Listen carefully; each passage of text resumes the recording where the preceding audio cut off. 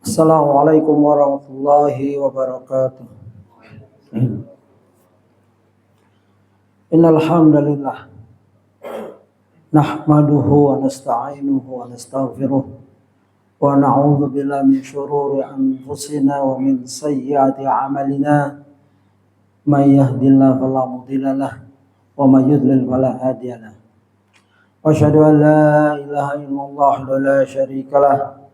وأشهد أن محمدا عبده ورسوله يا أيها الذين آمنوا اتقوا الله حق تقاته ولا تموتن إلا وأنتم مسلمون يا أيها الناس اتقوا ربكم الذي خلقكم من نفس واحدة وخلق منها زوجها وبث منهما رجالا كثيرا ونساء واتقوا الله الذي تساءلون به والأرحام إن الله كان عليكم رقيبا يا أيها الذين آمنوا اتقوا الله وقولوا قولا سديدا يصلح لكم أعمالكم ويغفر لكم ذنوبكم ومن يطع الله ورسوله فقد فاز فوزا عظيما أما بعد فإن أصدق الحديث كتاب الله وخير الهدي هدي محمد صلى الله عليه وسلم وشر الأمور محدثاتها وكل محدثة بدعة وكل بدعة ضلالة wa kulla dalalatin finnar. Ayyuhal ikhwah rahimani wa rahimakumullah, jamaah salat subuh di Masjid Al-Balad, Balad Residen Depok. Semoga Allah selalu mencurahkan rahmatnya kepada kita, karena dengan rahmat itu kita bisa beribadah, dengan rahmatnya juga kita bisa masuk jannah. Karena amalan kita tidak pantas untuk membawa kita ke jannah. Hanya rahmat Allah yang maha luas yang akan membawa kita ke jannahnya. Kalau neraka sudah hampir di depan mata, setiap orang akan melewatinya. Dan yang mendapat rahmat Allah, dia akan langsung menuju jannah. Dalam pembukaan pekan lalu saya menyebutkan beberapa tentang seorang yang beribadah. Ini hadisnya hadis dhaif, didhaifkan oleh Syekh Al-Albani dan Syekh Masyhur ya Al-Salman, tetapi banyak kitab-kitab memuatnya. Di antaranya adanya berita bahwa ada orang yang beribadah selama 500 tahun di suatu tempat yang terpencil, yang dikelilingi oleh lautan, dan di dalam tempat itu ada air mata air yang sebesar jari, dan ada buah delima. Dia beribadah 500 tahun. Ini Bani Israel ini. Dan waktu dia wafat pun dia mohon agar wafatnya dalam keadaan sujud. Ya. Lalu didatangi oleh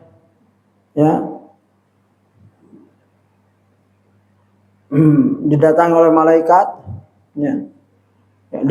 dia meminta agar dibangkitkan nanti juga dalam keadaan sujud. Singkat cerita, karena cerita ini panjang dan ini termaktub dalam beberapa kitab di Targhib wa Targhib dan lain-lain. Tapi hadis ini didhaifkan, tapi maknanya itu mengagumkan. Dhaif secara sanad. Ya, bagi yang memahami hadis. Singkatnya, kemarin karena saya singgung, saya harus carikan dalil tersebut. Setelah hamba ini dibangkitkan, lalu dihadapkan di hadapan Allah, kemudian Allah berfirman, masukkan hambaku ini ke dalam surga dengan rahmatku.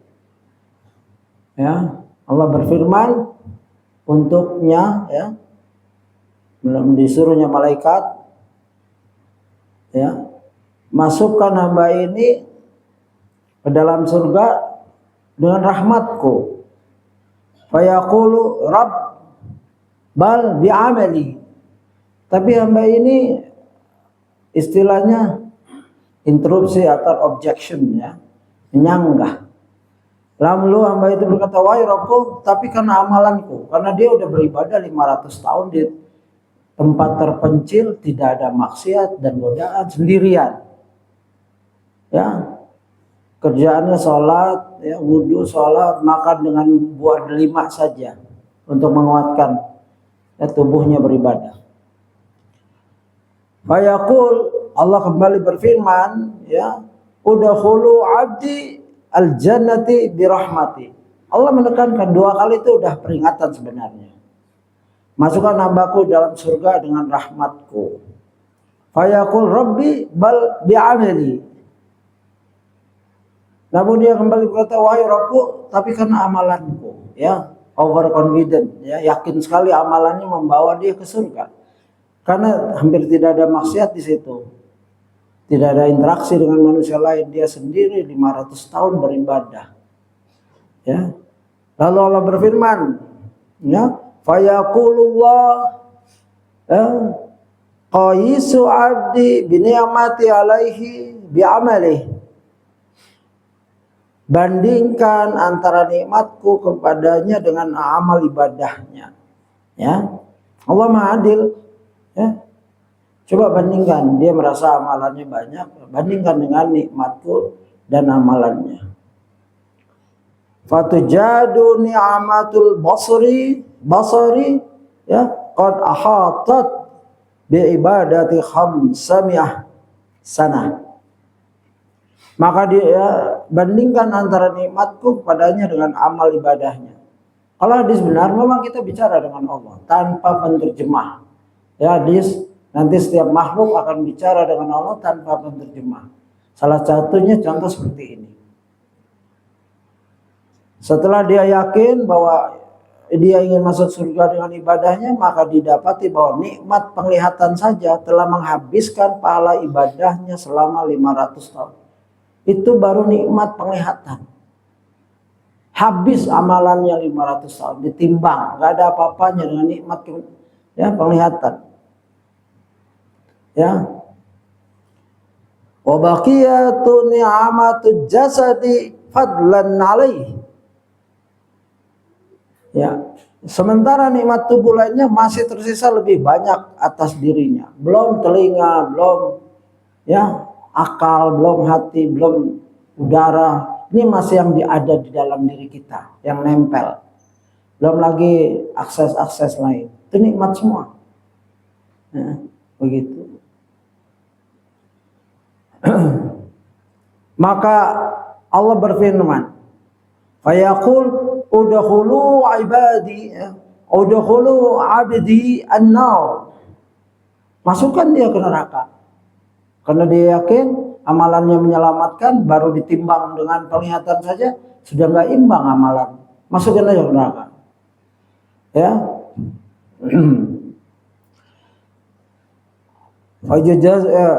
Fayujarru ilan nar fayunadi rabbi birahmatika udkhilni al-jannah.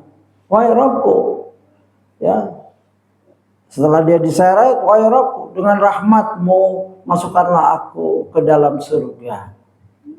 Fayaqul rudduhu, Allah berfirman, kembalikan dia, ya, rudduhu fayuqafu baina yadai fayaqul man qawwaka li'ibadati khamsa mi'ah sanah. Allah kembalikan dia, balikin lagi, ya, kembalikan dia di hadapanku, di hadapannya lagi. Allah bertanya, siapakah yang memberimu kekuatan untuk beribadah selama 500 tahun? Lalu Allah bertanya lagi, ya, siapa yang ngasih kamu kekuatan untuk beribadah 500 tahun? Fayaqul anta ya Rabbi, Rabb, engkau ya wahai Rabbku. Ya, mulai merendah dia. Lalu fayaqul man anzalaka fi jabali wasatil jannah. Lalu bertanya, siapakah yang menempatkan kamu di gunung di tengah lautan? Jadi gunung di tengah lautan, yang nggak ada akses keluar. Yang naruh kamu itu siapa? Ya, gitu. Terus wa harajalakal ma'a ya'azaba minal ma'il malih ya, dan mengeluarkan air tawar untukmu dari air asin. Gunung, ya, ini pulau sekelilingnya air asin, tahu-tahu ada air tawar. Ya, itu hampir mustahil. Biasanya tercemar, ya, gitu. Dan mengeluarkan untukmu setiap malam satu buah delima, padahal biasanya hanya berbuah sekali dalam setahun. Setiap malam ada buah delima. Itu dihitung itu nanti, ya. Wa jalaka kullu lailatin, ya, rumanah. Ya, ruman, ya, kadang-kala ruman, ya, ini bahasa Inggrisnya pomegranate, ya, delima. Gitu. Buah delima. Tiap malam keluar, padahal biasanya setahun sekali baru berbuah. Wa inna ma ta'arujul marah, ya, fis sana. Wasal tahu an yaqbidaka sajidan, ya, fafa'al. Begitu. Dan mengabulkan permintaanmu agar diwafatkan dalam keadaan sujud. Boleh kita minta, ya Allah, wafatkan aku dalam jihad. Ya Allah, salah satu seorang ustadz saya, ya, 1982 saya belajar, dia doanya selalu, ya Allah, wafatkan aku pada saat aku ngisi kajian. Benar, pada saat kajian dia meninggal, sakit meninggal. Boleh kita mohon. Yang menjawab, engkau wahai Rabbku. Siapa?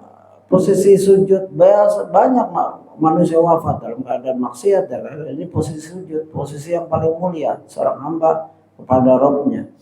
Pada sujud kita di titik yang terendah. Wajah kita yang kita muliakan di atas tanah, menyentuh dengan tanah. Tapi kita lihat kita menyembah zat yang maha tinggi. Dan diajari oleh hamba Allah yang pernah, ya, bersamanya, ya, di atas arsy yang agung. Allah mengutus Rasulullah Muhammad SAW ke atas arsy yang agung, ya, untuk menerima perintah sholat. Jadi kita menyembah Allah atas perintah Allah melalui seorang hamba yang tidak ada makhluk lain, ya, pernah mendapat posisi seperti itu. Bahkan Jibril alaihissalam tidak sanggup mengantar Nabi Muhammad SAW. Sampai sinilah aku, ya, batasannya. Maka Allah menaikkan Muhammad SAW, ya, ke sisinya. Ya, siapa yang membuat engkau wafat dalam keadaan sujud? Engkau wahai Rabbku, ya. Allah berfirman, semua itu terjadi karena rahmatku. Qala wa dzalika bi rahmati wa bi rahmati adkhulukal jannah. Udkhulu 'abdil jannah. Fa ni'mal 'abdu kunta ya 'abdi. Fadkhalahu Allah jannah. Allah berfirman, semua itu terjadi karena rahmatku, dan dengan rahmatku pula aku memasukkanmu ke dalam surga. Masukkan hambaku ke dalam surga sebaik-baik hamba engkau, ya, sebaik-baik hamba engkau, wahai hambaku, ya, maka Allah pun memasukkannya ke dalam surga. Faqala Jibrilu innamal asya'u birahmatillahi ya Muhammadin. Ya, ini berita disampaikan oleh Jibril kepada Nabi Muhammad SAW tentang kisah seorang Bani Israel yang beribadah 500 tahun. Sungguhnya segala sesuatu terjadi dengan rahmat Allah. Ya, di bulan ini, bulan ibadah yang agung, ya, 10 hari setelah 1 Zulhijjah sampai nanti Idul Fitr, Idul Adha, itu hari yang mulia, hari penuh ibadah. Bahkan lebih baik daripada 10 hari di bulan Ramadan. Ulama menjelaskan malam yang terbaik adalah 10 hari, ya, malam Ramadan, karena ada, ya, Lailatul Qadar, dan hari terbaik adalah hari ini, dan seterusnya sampai Idul Adha. Maka hendaklah seorang mengisinya dengan ibadah sunnah, ya, saum dari 1 sampai 9, ya, begitu. Dan boleh berpuasa seperti itu. Dan juga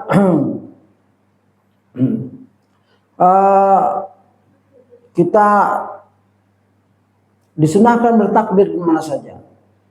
Ibnu Umar radhiyallahu anhu dan Abu Hurairah bertakbir di pasar-pasar dan menyeru ya para pedagang untuk bertakbir. Ini sunnah, tapi mungkin hampir tidak diamalkan baik oleh ustadz atau orang-orang awam. Apalagi orang awam, ustadz saja berat itu. Ya, gitu. Dan juga selain puasa sunnah, ya tahlil takbir isinya hadis gitu. Dan ada puasa nanti, puasa Saumul Arafah, ya, yang akan menghapuskan dosa setahun setelah dan setahun ke depan. Ya, betapa banyak jalan-jalan, ya, amal yang membawa ke jannah dan pengampunan dosa kita. Andaikan dosa kita dan amal kita seri, artinya kosong-kosong, ya, nggak lebih, nggak kurang, itu sudah bersyukur kita. Sudah sangat-sangat bersyukur. Terserah Allah mau masukkan apa, kemana. Ya, seri saja, insya Allah Allah masukkan ke jannah atas rahmatnya. Ya, apalagi lebih sedikit dari dosa, bukan dari rahmat. Ada dosa, ada rahmat. Kita ditombak, amalan kita akan diberatkan oleh dijadi ringan karena dosa kita. Satu, ya, dengan nikmat yang terlalu banyak, ya. Bagaimana surat Al-Haqqul Takasur itu artinya begitu. Hatta zurtumul maqabir, ya, akan ditanya nikmat-nikmat yang ada pada kita. Ya. Artinya chance untuk neraka itu lebih besar. Walaupun dia orang Islam, ya, walaupun dia orang Islam ini ibadah 500 tahun orang Islam ini. Ya. Jadi jangan terlalu confident, jangan overconfident, jangan terlalu yakin bahwa ibadah kita membawa kita kepada jannah. Boleh jadi seorang sombong karena ibadahnya bisa masuk neraka. Nah, itu ibadah yang diiringi dengan tidak ikhlas. Ya, syarat ibadah adalah ikhlas wasawab, ikhlas karena Allah saja, bukan riya dan lain-lain. Wasawab mengikut Rasulullah. Ittiba ala sunnah. Kalau ditimbang dari dua sisi ini saja kita belum lulus. Ya, gitu. Yang adalah kita bersyukur, ya, atas waktu-waktu ibadah yang paling mulia, ya. Bahkan kemuliaannya melebihi dari jihad fisabilillah. Ya, dalam satu hadis, man min ayyamil amalus salih fihinna ahabbu ilallah min hadhil ayyamil asr. Tidak ada hari-hari yang amal soleh pada hari itu lebih dicintai oleh Allah daripada hari-hari yang 10 ini, yaitu 10 hari pertama Zulhijjah.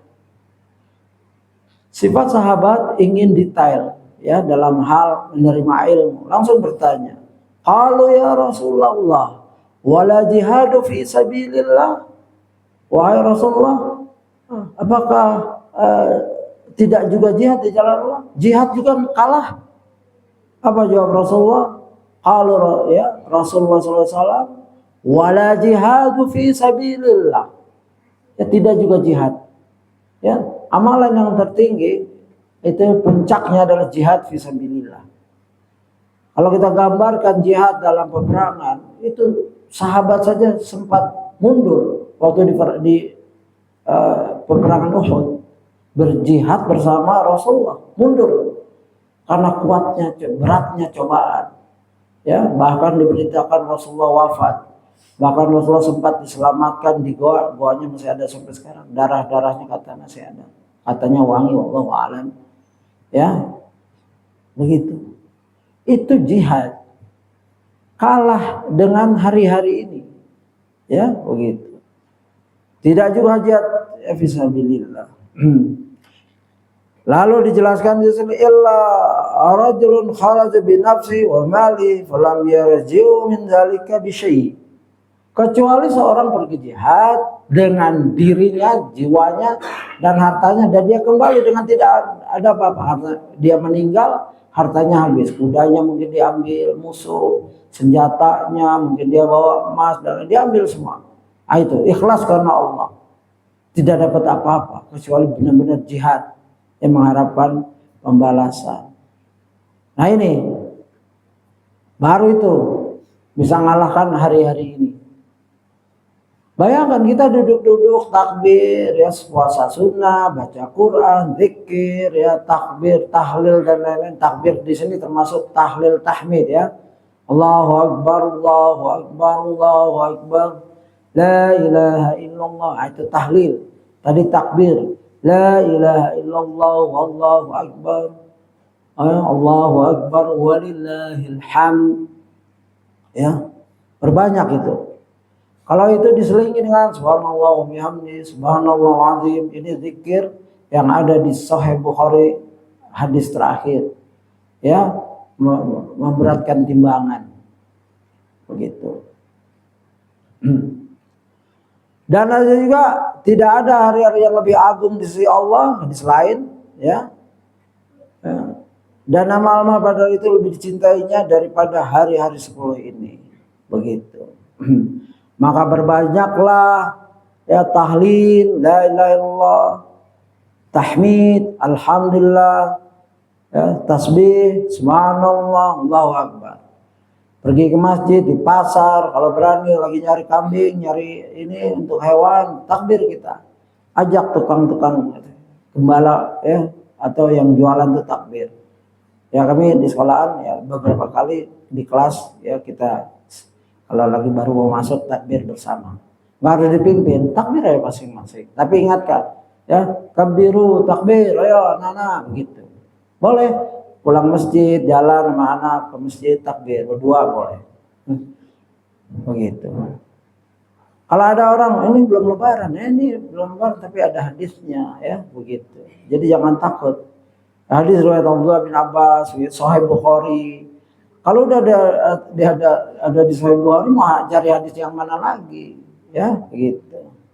Jangan, yang penting ada hadisnya, ya begitu. Kalau umat tidak melaksanakan ya kesalahan umat tidak paham. Ya sebab itu kita yang kedua adalah asar tadi Sahih Al Bukhari juga, gitu. Takbir juga dikeraskan ya, jangan bisik-bisik di pasar tapi bisik-bisik. Ya kurang, tapi lumayan daripada nggak takbir sama sekali. Allahu a'lam. Jadi amalan yang satu, amalan 19, zikir, takbir, tahmid, tahlil, tilawah Quran, sedekah, qiyamul lail, puasa sunnah.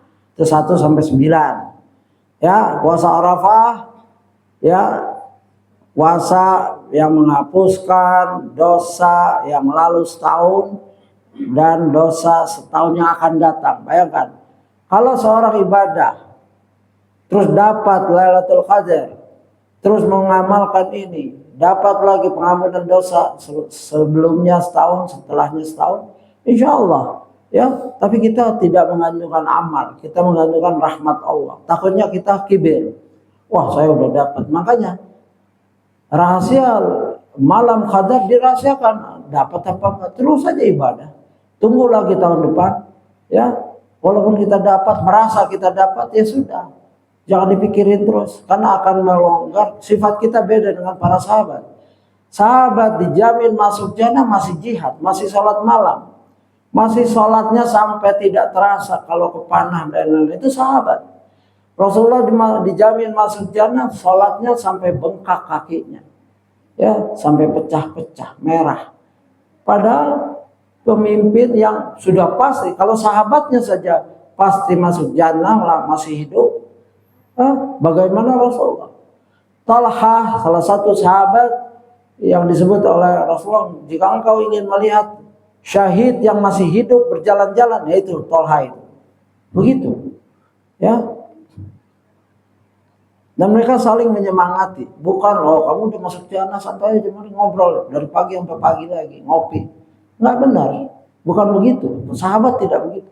Sahabat Umar dan Abu Bakar tahu dirinya masuk jannah, tapi berlomba-lomba dalam kebaikan. Fastabiqul khairat. Ya, Umar menyedekahkan separuh dari hartanya, Abu Bakar seluruh hartanya yang ditinggalkan Allah dan Rasulnya. Begitu mengagumkan. Kalau kita dibilang sudah masuk jannah, coba di otak kita apa? Main HP terus 24 jam. Berhenti cuma sholat, makan, toilet, main lagi HP. Nah ini bahaya. Oleh sebab itu kita lebih kita mencari hikmah. Kenapa? dirahasiakannya siapa-siapa yang dapat malam qadar, dan siapa-siapa yang ibadah di 10 hari ini yang mendapat pahala seperti jihad fisabilillah. Ya begitu. Jihad itu berat ya, yang hanya diketahui oleh orang yang sudah jihad.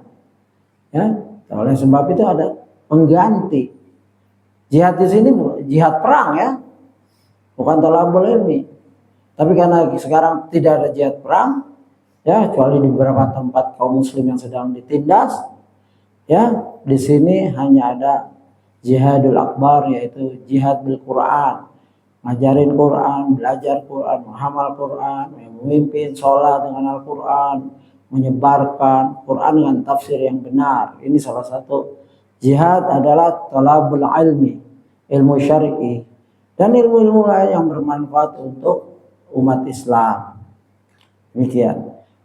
Ya, kajian kita Sirah Nabawiyah sudah sampai di halaman 527 di tema yang panjang.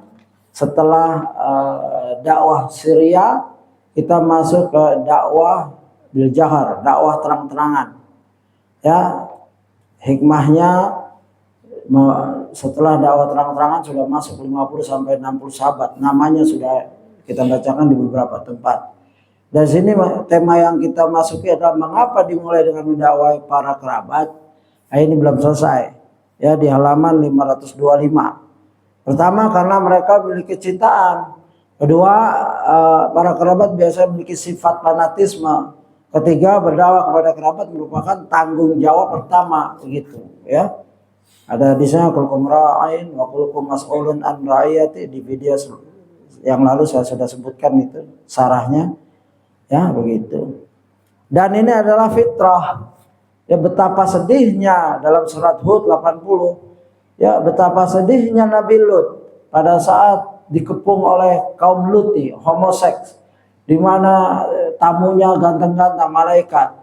Lut ketakutan karena dibocorin sama istrinya, di rumahku ada tamu-tamu ya jamil, ganteng ya dan lain-lain. Maka orang-orang yang nafsunya rusak ya ingin menjahati tamunya Nabi Lut, sehingga Nabi Lut berkata, seandainya aku mempunyai, itu di halaman 526, seandainya aku mempunyai kekuatan untuk menolak kalian ya, atau andai aku dapat berlindung pada keluarga yang kuat, ya tentu aku akan lakukan. Artinya Lut mempunyai azam, jika aku ada kekuatan aku lawan itu ya yang sudah mengepung rumahku. Ya, ketika mengomentari doa Nabi Lut alaihissalam, Nabi Muhammad SAW berdoakan rahmat untuk beliau, lantas bersabda, "Kama ba'asallahu min ba'dihi nabiyyan ila fi dzirwatin min qaumi." Sungguh tidaklah Allah Jalla mengutus seorang nabi pun setelah beliau Nabi Lut kecuali ia berasal dari keturunan yang dihormati di kaumnya. Setelah Nabi Lut, semua nabi-nabi ada backupnya dari keluarga ya, dan lain-lain, sehingga tidak mudah dilecehkan, dihina ya, seperti Nabi Lut alaihissalam begitu. Dan itu ayatnya sudah dibahas begitu. Sebagaimana contohnya Ustadz mengambil contoh tentang Nabi Shu'aib. Shu'aib punya keluarga, Shu'aib lemah ya, beliau lemah tapi keluarganya kuat ya. Walau rahatuka larajamnaka wa ma anta alaina bi'aziz. Kalau seandainya bukan karena keluargamu, nah begitu. Orang kafir menolak tapi mikir juga, ini keluarganya kuat ini. Kalau seandainya bukan karena keluargamu, wahai Shu'aib, tentulah kami telah merajammu. Merajam itu menyiksa atau melempar sampai mati dengan batu. Sedang kamu pun bukanlah seorang yang berwibawa di sisi kami. Jadi dai perlu wibawa. Dai perlu wibawa. Misalkan dari segi akhlak, akidahnya kuat, akhlaknya, penampilannya bersih. Nggak harus ganteng. Kalau ganteng, alhamdulillah. Ya nggak ganteng juga banyak dai yang biasa-biasa aja penampilannya. Ya, tapi wibawa yang penting. Ya, kalau punya kekayaan, alhamdulillah, kekayaannya untuk dakwah, menolong dai mad'unya, ya begitu, memberi kemudahan kepada mad'unya, tidak menyusahkan umat. Dai adalah jangan sampai tergantung hidupnya dengan umatnya, sehingga tidak mudah disetir, dikendalikan oleh umatnya, oleh madunya. Ustaz jangan ngisi ini ya, ngisi ini. Kalau enggak saya enggak undang lagi. La haula wala quwata illa billah. Hati-hati. Ya, kalau kita jadi dai seperti itu, kuatkan ekonomi, posisi, enggak apa-apa. Karena ini sunnah. Begitu. Nah, kita sampai di 527. Wanzir asirataka ya al-aqrabin, dan berilah peringatan kepada kerabat-kerabatmu yang terdekat. Setelah dakwah bil zahar, yaitu dakwah diumumkan, aslinya dakwah itu terbuka, bukan sembunyi-sembunyi. Makanya sekarang tidak ada lagi dakwah sembunyi-sembunyi. Ya, di masjid, ya, boleh di pasar, di tempat keramaian, boleh silakan. Ya, asal dapat izin dari pemerintah setempat. Ya, ini sudah saya jelaskan, ya. Tapi baik kalau bisa kita ulang sedikit tentang yaitu anzir ashiratakal aqrabin. Walaupun Rasulullah sudah boleh berdakwah ke seluruh umat, tapi Rasulullah juga diberi wahyu, diberi hidayah untuk dakwah ke kerabat terdekat. Ya, maka Rasulullah berusaha, ya, ke keluarganya dengan satu ucapan yang masyhur. Ya, Rasulullah pun menyeru, ya, di sini Rasulullah SAW pun menyeru orang-orang Quraisy, lalu mereka pun berkumpul.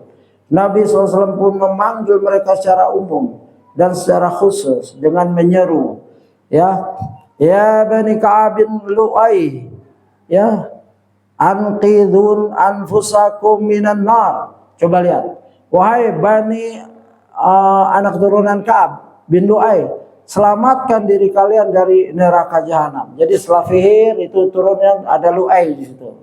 Ya, Bani Ka'ab bin Lu'ay, Ka'ab bin Lu'ay, ya, itu bagian dari Quraisy. Ini Quraisy dan keluarga. Ya Bani Murrah bin Ka'ab, ya, Ka'ab bin Lu'ay, ya, Murrah bin Ka'ab, turunannya lagi. Wahai Bani Murrah bin Ka'ab, ya, ankizu anfusakum minan nar, selamatkanlah diri kalian dari neraka jahanam. Semua itu pertama dakwah adalah selamatkan dirimu dari api neraka. Karena itu sudah pasti, itu setiap manusia akan melewatinya. Ya, oleh sebab itu selamatkan. Sirat, ya, sirat, jembatan itu semua melaluinya. Ya, semua. Ada yang jatuh baru napak sudah jatuh, ada yang merangkak, ada yang akhir jatuh juga, ya. Ada yang lari secepat kilat, ada yang lari cepat kuda. Gitu, tergantung amalan kita. Ya. Selamatkan diri kalian dari neraka jahanam. Ya. Ya Bani Abdis Syams, ya, ankizu anfusakum minan nar, wahai Bani Abdis Syam, selamatkanlah diri kalian dari neraka jahanam. Semua Nabi panggil tuh menurut kakek, karena Nabi hafal. Ya, biasa orang Arab, apalagi Nabi. Orang Arab biasa pun mungkin Baduy, dia hafal. Bukan sekedar hafal tentang nasab dirinya, hafal, ya, nasab orang lain hafal. Ya, Abu Bakar radhiyallahu anhu ahli nasab. Bukan nasab dirinya, musuhnya dia hafal. Kamu bulan-bulan bin bulan, ya, cacat kamu di kakek kamu yang segini begini gitu. Tapi Abu Bakar orang yang halim, orang yang baik, ya, dia tidak, kalau dia lagi ditanya tentang nasab, dia tidak terangkan cacat nasab seseorang, ya. Dia cerita yang baik-baik saja. Itu kayak hikmah dari ilmu. Tingginya ilmu Abu Bakar. Ya Bani Hashim, ya, ankizu anfusakum minan nar, ya, Bani Hashim juga disebut. Dan yang terakhir, ya Bani Abdul Muttalib, ya, ankizu anfusakum minan nar, wahai Bani Abdul Muttalib, selamatkanlah diri kalian dari neraka jahanam. Abdul Muttalib mempunyai anak Abdullah dan, ya, Abu Talib, ya, seperti itu. Abu Talib, Abdullah, Abu Talib, paman Nabi Abu Talib, melahirkan Ali bin Abi Talib, Ja'far, Uqail, Aqil, dan lain. Nabi Muhammad Abdullah punya nama, punya anak Muhammad saja. Semua itu. Ya begitu. Langsung ke anak. Nggak usah nyari orang lain. Ya Fatimah, anfidhi nafsaki ya minan nar. Wahai Fatimah, selamatkanlah dirimu dari neraka jahanam. Begitu. Baru dijelaskan kenapa semua dipanggil, karena Rasulullah manusia biasa. Fa inni la amliku lakum minallahi syai'a. Ya, karena sungguhnya aku tidak bisa menolong kalian. Coba Rasulullah nggak bisa nolong Fatimah, nggak bisa nolong paman-pamannya, saudara sepupu, tidak bisa. Ya, dan ini ya sangat mengagumkan hadis ini. Ya, dari hadis riwayat Muslim. Ya, kalau orang sudah tidak percaya hadis Muslim, ya selesai sudah. Quran nggak ada artinya kalau dia tidak percaya hadis-hadis yang terkumpul di Bukhari, Muslim dan lain-lain yang sahih, yang hasan, ya. Begitu, selesai, nggak dapat ilmu dia. Begitu. Dan Nabi menjelaskan di sini, fa inilah amliku lakum minallahi syai'a, karena sebenarnya aku tidak bisa menolong kalian. Ghaira anna lakum rahiman ya sabuluha bibalaliha. Hanya saja kalian punya hubungan kerabat denganku dan aku pasti akan menyambungnya. Disinilah pentingnya menyambung kekerabatan. Sebagaimana kesaksian Khadijah tentang sifat keagungan Nabi adalah silaturahim. Sebagaimana Amar, salah seorang baru masuk Islam, beliau bukanlah bangsa Arab Quraisy, maka ditunda keislamannya. Dan dia bertanya, man anta Nabi?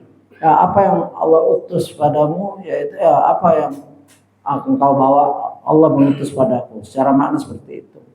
Apa yang Allah perintahkan? Aku diperintahkan untuk menyambung silaturahim. Baru aku diperintahkan untuk menghancurkan asnam. Ya, patung-patung. Silaturahim dulu, belum akidah. Padahal orang ini baru masuk Islam. Setelah Amar, kalau gitu aku ingin masuk Islam. Jangan, ya, jangan sekarang. Aku sedang lemah. Karena dia dengar Nabi Muhammad SAW dalam keadaan sembunyi. Lalu didatangi dan ingin masuk Islam. Jangan sekarang, tunda keislamanmu. Pulanglah ke kampungmu. Nanti kalau engkau dengar aku sudah menang, baru kau masuk Islam. Nabi itu sangat bijaksana. Ya, ditolak orang masuk Islam, takut disiksa, nggak ada yang nolong dia. Ya, karena dia bukan orang Mekah, di luar Mekah kehidupannya. Begitu. Dan dalam riwayat yang lain, ya Abbas bin Abdul Muttalib, ya, la ghani anka min syai'a wa ya Safiyah ammatu Rasulullah sallallahu alaihi wasallam, ya, la ghani anki min syai'a wa ya Fatimah binta Muhammadin, ya, salini ma syi'ti min mali la ghani anki min syai'a.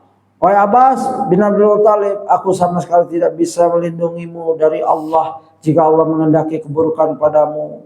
Wahai Safiyah, bibinya Rasulullah, aku sama sekali tidak bisa melindungimu dari Allah. Wahai Fatimah, putri Muhammad, mintalah padaku apa yang kau sukai dari hartaku, karena aku sama sekali tidak bisa melindungimu. Begitu. Ya, begitu agungnya hadis-hadis ini sehingga kita tahu betapa pentingnya dakwah untuk keluarga, kerabat.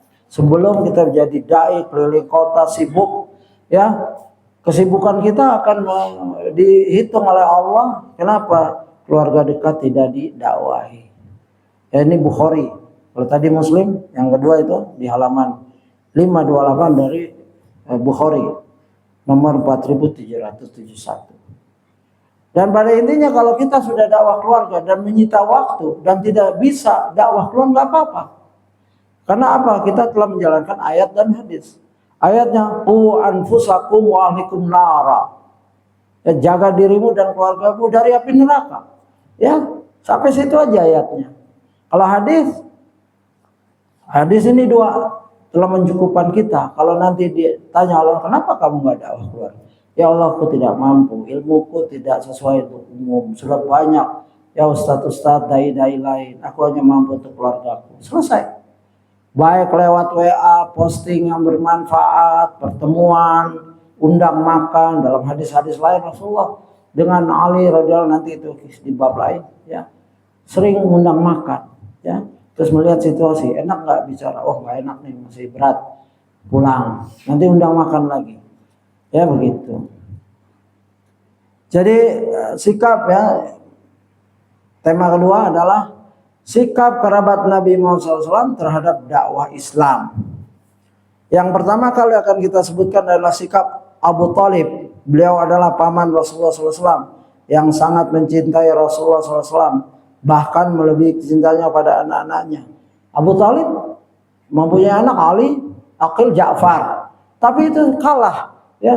Beliau Abu Thalib mencintai ponakannya, yaitu Muhammad SAW. Ini boleh kalau memang akhlaknya dan lain-lain. Anak kita degil-degil misalkan, loh kok ponakan kita baik, boleh kita mencintainya, ya. Jadikan ponakan kita contoh untuk anak-anak kita, begitu. Beliau adalah orang yang mengasuh Rasulullah SAW setelah meninggalnya Abdul Muttalib, ya. Sikap Abu Thalib terhadap dakwah Rasulullah SAW menyisakan pertanyaan besar dalam sejarah. Bagaimana mungkin dia tidak menerima Islam sementara ia menghabiskan hidupnya untuk memberikan perlindungan dan dukungan maksimal kepada Rasulullah SAW. Bahkan ia ikut menanggung berbagai penderitaan akibat mempertahankan dakwah Islam. Abu Thalib rela berbenturan dengan saudara-saudara dekatnya demi membela perjuangan dakwah keponakan kecintaannya Muhammad SAW.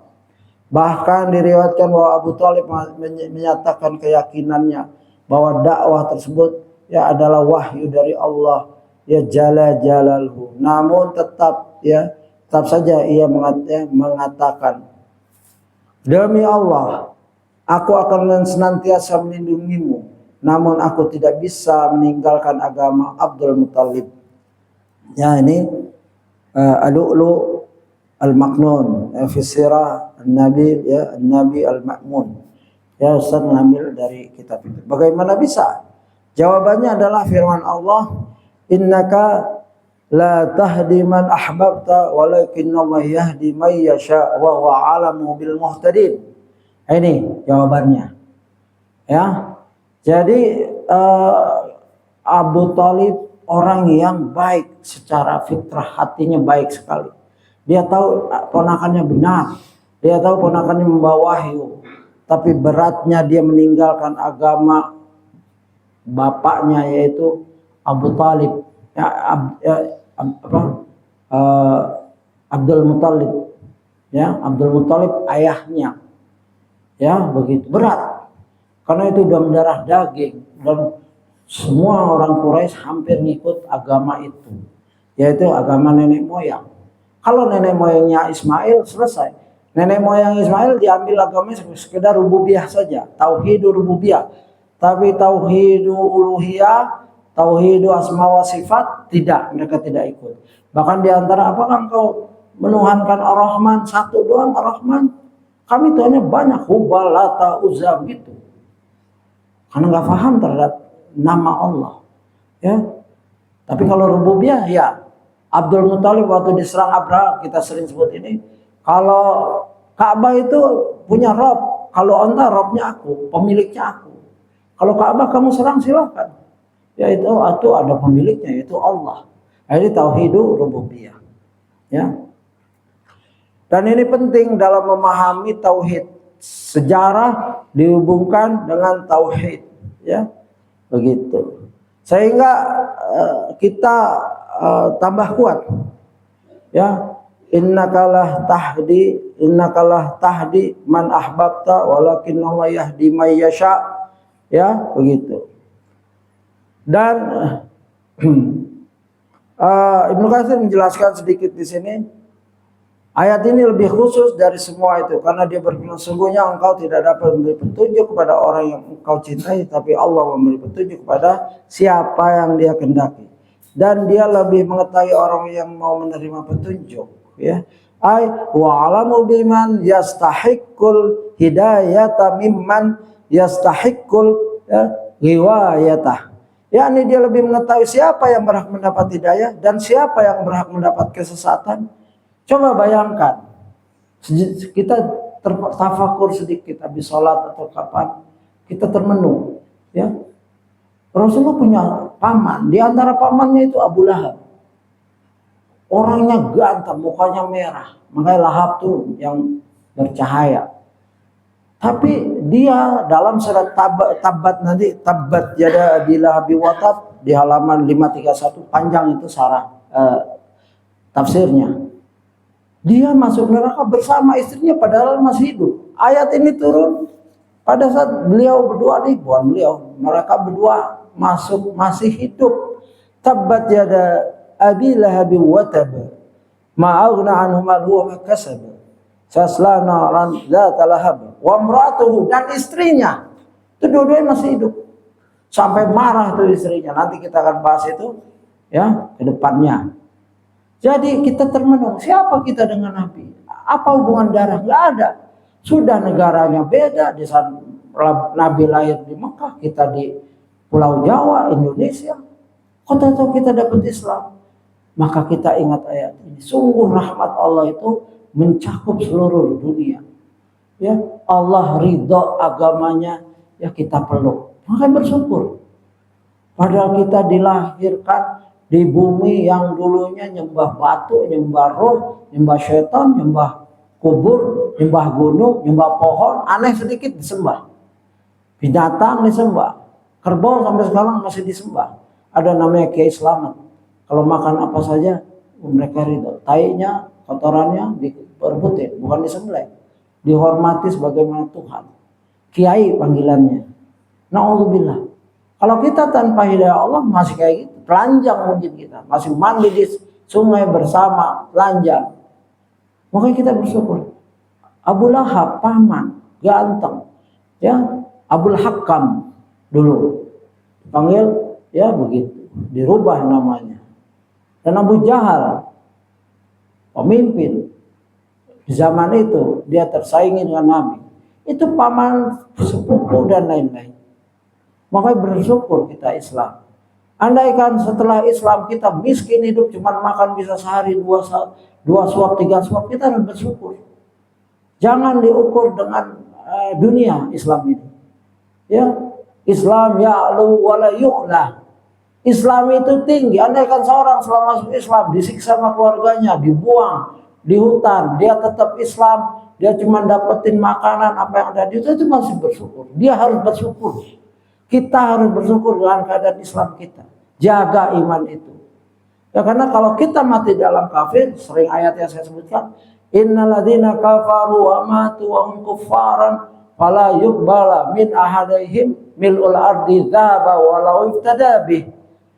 Orang kafir dan mati dalam kafiran tidak akan diterima, ya. Tidak akan terima andaikan dia menebus dirinya dengan emas sebesar bumi ini.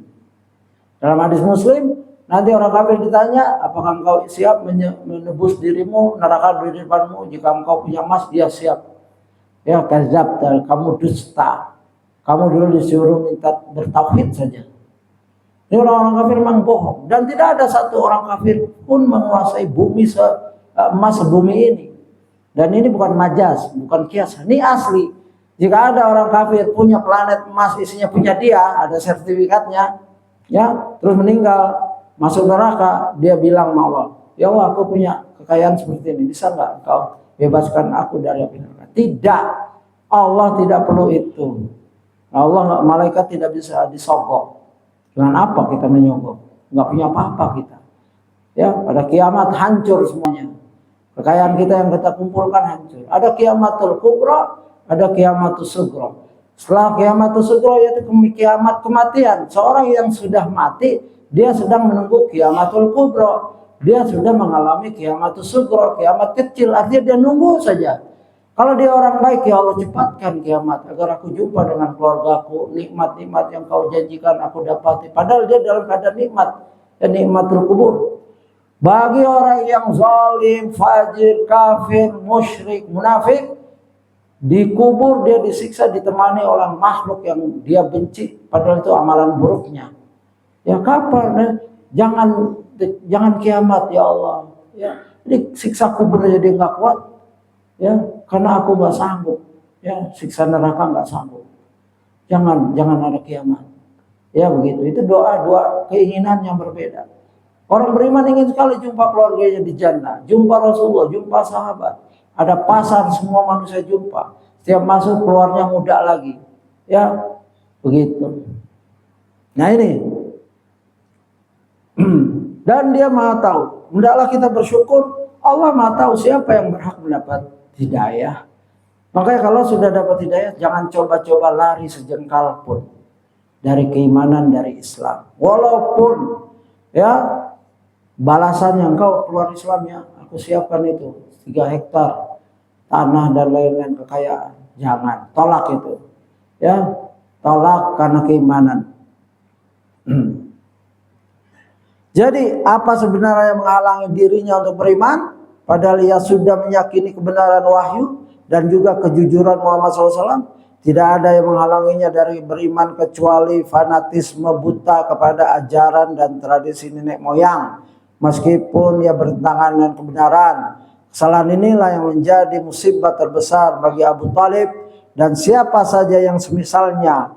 Mereka bermaksiat kepada Allah Jalla Jalaluhu dan menyelisih petunjuk Rasulullah SAW demi mempertahankan agama, ya tradisi serta adat istiadat para leluhur. Diriwayatkan bahwa Abu Lahab pernah berkata di hadapan Abu Talib, ya paman Abu Lahab, Abu Talib, paman Nabi semuanya. Demi Allah, ini merupakan perkara yang buruk. Tahanlah ia karena oleh kalian sebelum selain kalian yang menahannya. Jadi Abu Talib dibilang tahan itu Muhammad, ponakan kamu sebelum yang lain ini. Begitu diancam. Apa jawab Abu Talib? Maka Abu Talib menjawab, demi Allah kami akan menjaganya selama kami hidup. Begitu gigihnya Abu Talib ya menjaga Nabi SAW. Itu Rahiq al-Makhtum, ya hadis sejarah, buku sejarah. Ya, meskipun mendapatkan perlindungan dari pamannya yang kafir, akan tapi hal ini tidak membuat Rasulullah SAW terbawa dan mengubah dakwah beliau. Apa yang diberikan Abu Talib hanyalah bantuan tanpa syarat dan tanpa ikut campur dalam urusan Islam dan kaum muslimin. Jadi para kerabat Rasulullah SAW terbagi menjadi 2 dalam menyikapi dakwah Rasulullah SAW, dalam menyikapi dakwah Rasulullah SAW, yaitu pihak yang mendukung dan membela di bawah pimpinan Abu Talib dan pihak yang menentang di bawah pimpinan Abu Lahab. Ya nanti ayatnya diterangkan di halaman 531. Mungkin kita nggak ada waktu untuk itu. Saya akan jelaskan sedikit tentang saya pernah menyebut bahwa azab Allah ya sangat pedih. Saya menceritakan tentang seorang pahlawan nasional, mungkin orang Islam yang ketangkap masih muda dan yang ngomong nih tentara Belanda. Dia menyaksikan siksaannya. Ditanya namanya nggak jawab, ya digantung kakinya di atas, kepalanya di bawah, dilepas. Nanya lagi siapa pimpinan kamu, nggak jawab, sampai hancur otaknya berantakan. Ini siksaan dunia. Kalau siksaan akhirat saya sebut di situ bahwa manusia yang nanti masuk orang-orang kafir maksudnya, innalladzina kafaru bi ayatina saufa nuslihim naran kullama nadijat juluduhum ya baddalnahum juludan ghairaha liyazuqul adzaba innallaha kana azizan hakima. Coba lihat, manusia begitu. Siapa nama kamu? Nggak jawab, jatuhin. Tarik lagi. Siapa pimpinan kamu? Nggak jawab, siksa lagi. Begitu sampai mati. Nah Allah nanti mempunyai siksaan yang tadi saya bacakan dalam surat An-Nisa. Coba lihat ayatnya. Ayat 56, surat 4, 56. Sesungguhnya orang yang kafir kepada ayat-ayat kami, kelak akan kami masukkan mereka ke dalam neraka. Setiap kali kulit mereka hangus, kami ganti kulit mereka dengan kulit yang lain, supaya mereka merasakan azab. Sesungguhnya Allah Maha Perkasa lagi Maha Bijaksana. Belanda habis jatuhin pecah berantakannya nggak bisa menyusul lagi. Ayo kita siksa lagi, rapiin lagi tuh otaknya, angkat lagi, nggak bisa. Mati selesai, sudah nggak merasakan lagi dia. Kalau dia Islam syahid, selesai, masuk jannah. Ya, 72 bidadari menunggu, dia tempatnya baru disiksa, dia udah melihat tempatnya itu di jannah. Makanya kadang-kadang senyum. Ya, salah satu takwilnya seperti itu, Allahu alam. Artinya orang-orang yang syahid itu melihat tempatnya, bidadari sudah nyusul. Ya, apa yang dia harus takutkan? Di hadapannya sudah terbentang hal-hal gaib yang dia dengar, sekarang dia lihat. Begitu. Maka dia nggak takut dengan musuh. Tapi kalau siksaan Allah, habis kulitnya dibakar, dibagusin lagi. Ya. Dan silakan baca tadabbur, baca tafsirnya Ibnu Katsir, Al-Muyassar, Sa'di, silakan. Ya. Maksudnya kami akan masukkan mereka ke dalam neraka yang meliputi semua tubuh dan anggota mereka. Jadi semua neraka itu sudah meliputi. Yang nggak ada 1 senti pun lolos dari bakaran. Ya, setiap kali kulit mereka hangus, kami ganti kulit mereka dengan kulit yang lain supaya mereka merasakan azab, supaya azabnya resep. Ya biasa kalau masak rendangan diangetin lagi itu resep bumbunya, begitu maksudnya. Kalau sekali masak langsung makan ada hambar-hambarnya. Ya, yang ahli masak rendang begitu. Itulah resepnya neraka. Nauzubillah. Ya jangan sampai. Demikian menurut Abu Hatim. Yahya bin Ibnu Yazid telah mengatakan telah sampai pada sehubungan dengan makna ayat suatu penafsir yang mengatakan bahwa dijadikan bahwa orang kafir 100 macam kulit, 100 macam kulit. Ya. Di antara 2 kulit ada sejenis siksaannya sendiri. Demikian menurut riwayat Ibnu Abi. Banyak silahkan, ya saya sudah menyiapkan beberapa tafsir, ya saya baca dan berusaha ya mencari artinya. Al-Baghawi, ya. Sehingga orang-orang kafir dalam ayat kami, ya itu ayat tadi, Ibnu Abbas radhiyallahu anhu berkata mereka diganti dengan kulit-kulit putih seperti lembaran-lembaran kertas. Kulitnya putih bagus tapi dibakar. Ya. Diriwayatkan ini Baghawi, ya, di hadapan Umar radhiyallahu anhu, Umar berkata kepada pembacanya, ulangi. Umar dengar ayat ini, ulangi. Maka ia pun mengulanginya sementara dia dekat, ya. Beliau ada Mu'az, di dekat Umar ada Mu'az, salah satu sahabat bin Jabal, utusan ke Yaman. Lalu aku mengetahui tafsirnya kulit itu diganti dengan 100 kali dalam 1 saat. 1 saat diganti, gitu. Al-Hasan berkata api neraka memakan mereka setiap hari 70.000 kali. Ini Al-Baghawi, ya. Setiap kali api memakan mereka dikatakan pada mereka, kembalilah. Maka mereka kembali seperti semula. Kalau kita pernah ke dokter, terus dokter ingin tahu kita alergi atau tidak, maka disuntik di bagian kulit kita dan itu perih.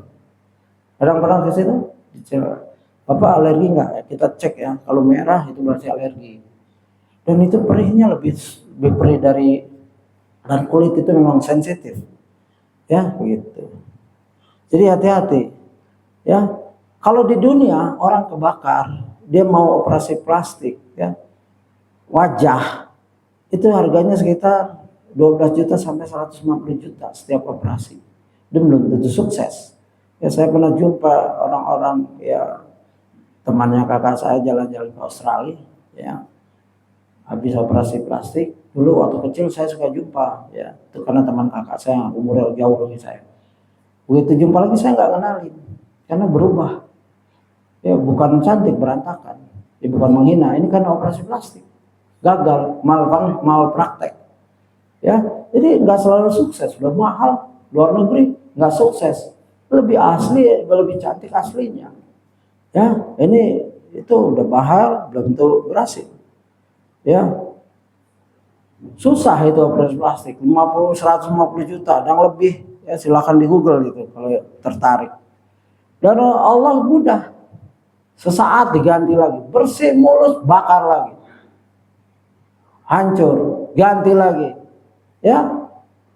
Begitu, artinya ini ayat-ayat yang kalau hadis-hadis ini saya udah kita imani karena dibawa oleh ahli tafsir Al-Baghawi, Ibnu Katsir, Tabrani, Tabari, Qurtubi, Tabari, Sa'di, begitu. Kita banyak tafsir tentang ini. Dan ya ada juga pertentangan dan lain-lain, tapi sudah dijawab semua. Ya, hendaklah kita mengimani ayat-ayat jannah dan ayat-ayat nar agar kita takut bahwa kita sebenarnya lebih mudah masuk neraka. tapi Allah sayang kita dijaga dengan amalan, dikasih waktu-waktu yang mustajab berdoa untuk jauh dari api neraka. Ya, Allahumma inni a'udzubika min adzabi jahannam wa bil azabil qabr. Dua ini kita berlindung terus dalam salat. Ya, karena apakah benar kalau salat atau ibadah karena takut neraka enggak ikhlas? Ini salah, ini kefahaman yang bodoh. Kalau Allah nyuruh, kemudian Rasulullah juga nyuruh, amalkan saja. Enggak ada hubungan dengan ikhlas tidak ikhlas. Apakah benar jika orang beribadah karena ingin masuk jannah enggak ikhlas? Enggak ada hubungan dengan ikhlas. Itu bagian dari ikhlas adalah kita tahu Allah dengan ilmu bahwa Allah punya jannah dan punya neraka. Allah akan memasukkan ke jannah bagi orang-orang yang beribadah dan Allah akan memasukkan ke neraka bagi orang-orang yang menentangnya. Kita hanya menjalankan perintah. Ini kaum sufi suka lebay, ya. Ada yang bersyair dan bahkan dibacakan di masjid-masjid. Ya Allah, aku tidak pantas masuk jannahmu, tapi aku tidak kuat, ya. Masukkan, kalau engkau masukkan aku ke neraka. Itu bukan doa, itu hanya ungkapan hati seorang sufi dan lain-lain. Nggak perlu diulang-ulang itu. Cukup kita, ya, man shoma ramadhana imanan wa ihtisaban ghufira lahu ma taqaddama min dzambi. Orang saya berpuasa dan harap pahala. Allah yang nyuruh. Imanan, beriman, dan ya, wahtisaban. Semua amal kita berharap akan dapat pahala. Hingga kita semangat. Seperti puasa di Ramadan dan sekarang ini Dzulhijjah, bagi yang puasa berharap pahala. Pahalanya apa? Sempurna, ya, yaitu diampunkannya dosa yang lalu, ya, dan dosa yang akan datang. Puasa Arafah. Jadi siapkan diri, ya, hendaklah yang baik adalah puasa dari 1 sampai 9, karena dia ingin menyiapkan puasa Arafah, latihannya. Salah satu hikmahnya dia sudah puasa 1, 2, 3. Kalau bolong sakit atau kesibukan lain-lain boleh teruskan aja terus. Niatnya 9. Ya begitu. Jadi wallahu alam, semoga kajian ini bermanfaat untuk diri saya pribadi dan keluarga dan ikhwas sekalian yang mendengarkan dan hadir. Dan semua ilmu tidaklah kita ambil kecuali dari Al-Quran dan Sunnah yang sahih. Adapun ada yang tidak sahih, yaitu secara sanad, tapi di maktub atau diambil dari kitab-kitab besar yang tadi saya sebutkan, ya. Nikmat Mata itu didoifkan oleh Syekh Mas'ud Al-Samad, muridnya Albani, ya. Tapi di kitab Targhib itu dimuat Ibnu Munzir dan kitab-kitab lain, ya, Fawaid dan lain-lain. Maka kita ambil hikmahnya. Kalau ada yang sahih kita ambil itu. Kita bukan lihat sanadnya, tapi betapa kalau hadis itu sahih, mengerikan sekali. Orang ibadah 500 tahun tidak diterima gara-gara overconfident, sombong kepada Allah. Dia akan masuk jannah dengan amalannya. Kalau kita bandingkan dengan amalan kita, siapa kita? Kita hidup di muka bumi, hidup yang bebas. Ini orang di pulau sendirian, tidak ada nikmat kecuali buah delima. Tidak ada air kecuali air mengucur sebesar jari ini. Ya, dan sholat terus, mati dalam keadaan sujud. Ya, begitu. Wallahu alam. Ya, mungkin ada hadis yang menopang yang saya akan cari terus. Hadis yang menjelaskan tapi sahih tentang kita masuk jannah dengan rahmat, bukan dengan amal kita. Apalagi amal kita buruk, dipenuhi dengan dosa, dan di akhirnya juga kita belum tahu apakah husnul khatimah atau su'ul khatimah. Wallahu a'lam. Subhanakallahumma wa bihamdika asyhadu an la ilaha illa anta astaghfiruka wa atubu ilaik. Assalamualaikum warahmatullahi wabarakatuh.